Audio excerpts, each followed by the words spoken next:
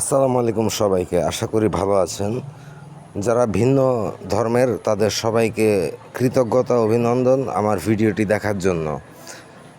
আজকে আমি যে বিষয়টি নিয়ে কথা বলবো এটি বাংলাদেশ ক্রিকেট দল নিয়ে। বিশ্বকাপে যাচ্ছে বাংলাদেশ, আপনারা সবাই জানেন, এবং বাংলাদেশ ক্রিকেট দলের 17 সদস্যের একটি দল ঘোষণা করা হয়েছে। তো এই দল নিয়ে আমার কিছু কথা রয়েছে, সেগুলি শেয়ার করবো আজকে আপনার কাছে। বাংলাদেশ যখন 2011 সালে বাংলাদেশ এবং ভারত উভয় দেশ মিলে বিশ্বকাপ আয়োজন করে, তখন মাশরাফি বিন মুর্তজাকে বাদ দেওয়া হয়েছিল কোনো কারণ ছাড়া, এবং মাশরাফি বিন মুর্তজা লাইভে এসে তার চোখে জলও ফেলেছেন। আমার এখন ব্যক্তিগতভাবে আমি এখনও সেই দৃশ্যটি আমার চোখে ভাসে। এবং ওই বিশ্বকাপে আমাদের রেজাল্ট কী হয়েছিল জানেন? আমরা সম্ভবত ওয়েস্ট ইন্ডিজের কাছে 67 রানে অল আউট হয়েছিলাম। আর কি আমরা গ্রুপ পর্বতে এত বাজেভাবে খেলে বাদ পড়েছি যেটা বলার মতো না। তো সত্যি কথা বলতে এইবারও যা দেখলাম যে বাংলাদেশ ক্রিকেট দল যেই দলটা ঘোষণা করা হয়েছে সেখানে লিটন দাসকে রাখা হয়েছে ওপেনিংয়ে রাখা হয়েছে সাকিবকে, ওপেনিংয়ে রাখা হয়েছে সৌম্যকে। কিন্তু এক হাত ভেঙে যাওয়ার পরেও আরেক হাতে ব্যাট করে বাংলাদেশকে ফাইনালে নিয়ে যাওয়া তামিম ইকবালকে কোনো মূল্যায়নই করা হয়নি। আমি জানি না আসলে সিলেক্টররা কি একজন পারফর্মারের অতীত ভুলে যায় কি না। আর সত্যি কথা বলতে যেটা এখন পর্যন্ত till now, Tamim Iqbal is the best Bangladeshi opener. একটা সময় ছিল যখন বাংলাদেশ দলে ওপেনিং ব্যাটসম্যানের অভাব ছিল। জাভেদ ওমর বেলিম ছিল, তখন নাফিস ইকবাল ছিল। হ্যাঁ, ওপেনিংয়ে কখনো বাংলাদেশ 10-15 রানের বেশি করতে পারতো না, এবং ধরে নেওয়া যায় যে 40 রানের মধ্যে 4 উইকেট নেই। তামিম ইকবাল আসলো এবং বাংলাদেশ ক্রিকেট দলের এমন একজন ওপেনার হয়ে উঠলো যে নাকি বাংলাদেশ ক্রিকেট দলকে আসলে ওপেনিংয়ে যে মারকুটে ব্যাটিং করা যায় এবং কিভাবে ওপেনিংয়ে খেলতে হয় সেটাই একমাত্র দেখিয়ে গিয়েছে তামিম ইকবাল। তামিম ইকবাল আমার লাস্ট ভিডিওতে একটা কথা বলেছেন, যে কথাটা আসলে আমার মন ছুঁয়ে গিয়েছে। উনি বলেছেন যে আমাকে ভুলে যায়েন না। তামিম ইকবাল, আপনাকে ভোলা অসম্ভব আমার জন্য, আমাদের জন্য, কারণ এই বিশ্বকাপে আপনি নেই। সত্যি কথা বলতে এই বিশ্বকাপে বাংলাদেশ দলের কোনো ওপেনার নাই যে কিনা বাংলাদেশ ক্রিকেট দলকে একটা ভালো ওপেনিং জুটিয়ে এনে দিতে পারবে। অথচ এই গত বিপিএলেই আপনি ছিলেন সবচেয়ে বেশি রান স্কোরার, আপনিই টিম জিতিয়েছেন, সেখানে আপনি উপেক্ষিত। আপনার জানি না আপনি কী কারণে উপেক্ষিত, কারণ এমন যদি হয় যে কোচ চন্ডিকা হাথুরুসিংহের সিংহের জন্য আপনার বাদ পড়তে হয়েছে, তাহলে আমি বলবো যে চন্ডিকা হাথুরুসিংহে হচ্ছে সেই লোক যে নাকি টাকার জন্য বাংলাদেশ ক্রিকেট দলকে ছেড়ে চলে গিয়েছিল একবার, এবং আমরা এতটাই অসহায় একটি ক্রিকেট বোর্ড যে চন্ডিকা হাথুরুসিংহকে আবার আনতে হয়েছে, যেখানে ডেভ ওয়াটমোরের মতো কোচ ছিলেন, জেমি সিডেন্সের মতো কোচ ছিলেন। হ্যাঁ, আমরা সৌরভ গাঙ্গুলিকেও অ্যাপ্রোচ করতে পারতাম, কিন্তু বাংলাদেশ ক্রিকেট দলে কোন জুজু রয়েছে আমি জানি না। চন্ডিকা হাথুরুসিংহের মধ্যে কী পেয়েছে আমি তাও জানি না। ব্যক্তিগতভাবে চন্ডিকা হাথুরুসিংহের আপনারা যদি তার খেলোয়াড়ি জীবন ঘাটেন তাহলে আপনারা বুঝতে পারবেন যে আসলে শ্রীলঙ্কার খেলা আমি অনেক আগে থেকেই দেখি। আমি খেলা দেখি 1996 সাল থেকে। রাসেল আর্নল্ড ছিল শ্রীলঙ্কার লোয়ার অর্ডারের একটা স্তম্ভ। চন্ডিকা হাথুরুসিংহ আসলে সে কি ব্যাটসম্যান ছিল না বোলার ছিল আমি সেটাও মনে করতে পারছি না। আমি অর্জুনা রানাতুঙ্গার খেলা দেখেছি, আমি অরবিন্দ ডিসিলভার খেলা দেখেছি, কিন্তু চন্ডিকা হাথুরুসিংহে যে নাকি বাংলাদেশ ক্রিকেট দলের সবচেয়ে সফলতম ওপেনার, সবচেয়ে বেশি সংখ্যক রান সংগ্রহকারী ব্যাটসম্যান, তামিম ইকবালকে বাদ দিয়েছেন ব্যক্তিগত ইগোর কারণে, ইস্যুর কারণে। যে নাকি বিপিএল দেখে না, যে নাকি ব্যক্তিগত কাজে বাইরে ছুটি কাটাতে যায়, এবং যাকে নাকি প্রতি মাসে $10,000 বেতন দেওয়া হয়। আপনারা কি চিন্তা করতে পারেন যে $10,000 ইট মিনস এ লট। আমরা যদি কোচ সালাউদ্দিনকেও নিয়োগ করতাম, বিশ্বাস করেন আমার ধারণা যেটা, যে কোচ সালাউদ্দিন জাকির আলীকে তুলে এনেছে কোচ সালাউদ্দিনের একটি মন্তব্য যে জাকির আলী, আমরা 7 নম্বর ব্যাটসম্যান খুঁজছি, জাকির আলীকে আমাদের নির্বাচকদের চোখে পড়ে না, কারণ ছেলেটা হয়তো কালো। উনি একটু রসিকতার ছলে বলেছেন, কিন্তু কথাটা এফেক্টিভ। তারপরে জাকির আলী আসেন। তো বাংলাদেশ ক্রিকেট দলের জন্য এমন একজন কোচ প্রয়োজন যে কিনা বাংলাদেশ ক্রিকেট দলকে চিনে, বাংলাদেশ প্রিমিয়ার লিগে যারা খেলছে তাদেরকে চিনে, তাদেরকে নিয়ে কাজ করেছে, এরকম একজন কোচ প্রয়োজন। ভারতের দিকে যদি তাকান তাহলে আপনারা দেখবেন যে ভারত বিগত 8 থেকে 10 বছর কোনো বিদেশি কোচ নিয়োগ করেনি। শ্রীলঙ্কার দিকে তাকান, তারাও বিদেশি কোচ নিয়োগ করেনি। পাকিস্তানের দিকে তাকান, তারাও বিদেশি কোচ নিয়োগ করেনি।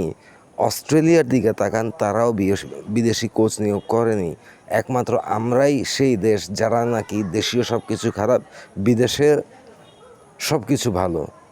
তো বাংলাদেশ ক্রিকেট দলের যেই দলটা গঠন করা হয়েছে সেখানে আমরা দেখতে পাই যে তানজিম হাসান সাকিব, আমরা দেখতে পাই যে সৌম্য সরকার, আমরা দেখতে পাই লিটন দাস, হ্যাঁ, তারপর আমরা দেখতে পাই যে সাকিব আল হাসান, মাহমুদুল্লাহ রিয়াদ, মুস্তাফিজুর রহমান, তাসকিন আহমেদ, এরা সবাই আছে, কিন্তু তামিম ইকবাল নেই।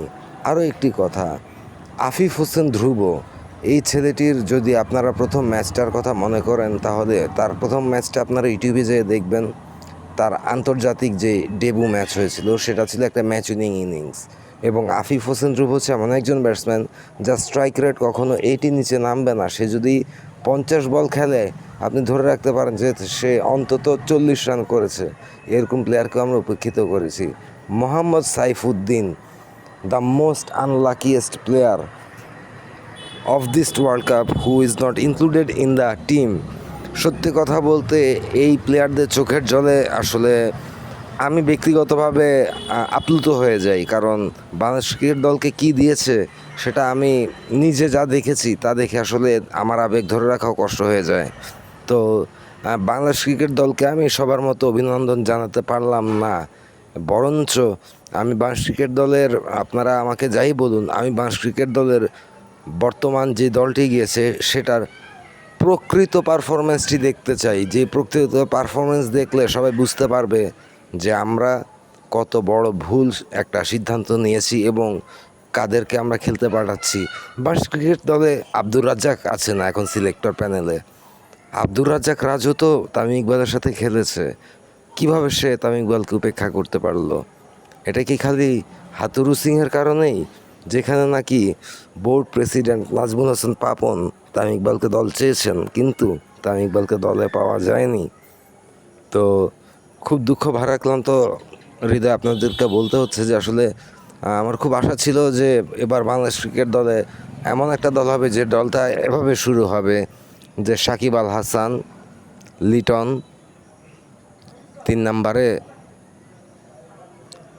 সরি আমি আবার বলছি, তামিম ইকবাল, লিটন কুমার দাস, নাজমুল হোসেন শান্ত, সাকিব আল হাসান, মাহমুদুল্লাহ রিয়াদ, মুশফিকুর রহিম, জাকের আলী, সাইফুদ্দিন, তারপরে যে আপনার পেস ইউনিট মুস্তাফিজুর রহমান, আপনার তাসকিনের নাম তো বলেছি, এছাড়াও শরীফুল, হ্যাঁ, এভাবে যদি কম্বিনেশনটা করতাম তাহলে আমাদের দলে অন্তত 4টা পেস বলার অথবা একই সাথে 4টা স্পিন বলার থাকতো, কারণ আমরা অলরাউন্ডার বেশি ইনক্লুড করতাম। যদি আপনি সাইফুদ্দিনের কথা চিন্তা করেন তাহলে Saifuddin allrounder, fast bowling allrounder. আপনি যদি নতুন যে লেগ স্পিনার এসেছে রিশাদ, তার কথা চিন্তা করেন, তাকে যদি আপনি ইনক্লুড করেন 15 সদস্যে তাহলে আপনি 5টা স্পিন বলার পাচ্ছেন। তো আমি জানি না, আসলে সত্যি কথা বলতে আমি এতটুকু বলতে বাধ্য হচ্ছি যে যদি আমাকে বাংলাদেশ ক্রিকেট দল সিলেকশনে দেওয়া হতো তাহলে আমি আশা করি আমি তাদের থেকে অনেক ভালো দল ঘোষণা করতে পারতাম। তো আসলে আমি জানি না যে আমি অনেক বেশি বলে ফেলেছি কি না, তবে আমার মন ছুঁয়ে গিয়েছে তাদের এই সিদ্ধান্ত দেখে। সাইফুদ্দিনের চোখে পানি, তামিম ইকবাল বলে আমাকে ভুলে যায় না। এর থেকে কষ্টদায়ক আর কথা হতে পারে না, যে নাকি এক হাত ভেঙে যাওয়ার পরও এক হাতে ব্যাটিংয়ে নেমে বাংলাদেশ দলকে ম্যাচ জিতিয়েছে। এরকম ডেডিকেশন নিয়ে খেলা প্লেয়ার বাংলাদেশে খুব কমই আছে। হ্যাঁ, তামিম ইকবাল একটু রিজার্ভ। একেকজন মানুষের একেক রকম স্বভাব থাকে। তামিম ইকবাল একটু introvert. It doesn't mean he is bad. It doesn't mean that he doesn't like everybody. It means that he is introvert, but he is always there to help you out. করোনার সময় আমার এখনও মনে আছে তামিম ইকবাল বাংলাদেশের প্রত্যেকটা প্লেয়ারকে লাইভে এনে গল্প করেছে, খেলোয়াড়ি জীবন নিয়ে কথা বলেছে, বিরাট কোহলিকে পর্যন্ত এনেছে, রোহিত শর্মাকে এনেছে। হ্যাঁ, তো তামিম ইকবাল হচ্ছে সেই প্লেয়ার যার জন্য নাকি আলাদা করে ব্যাট বানাতে হয়। সিএ কোম্পানি তামিম ইকবালের অর্ডার অনুযায়ী ব্যাট বানায়। তামিম ইকবালকে বিদেশিরা সেভাবেই কদর করে, আর আমরা নিজেরাই নিজেদের কদর করি না। এতটাই দুর্ভাগা জাতি আমরা।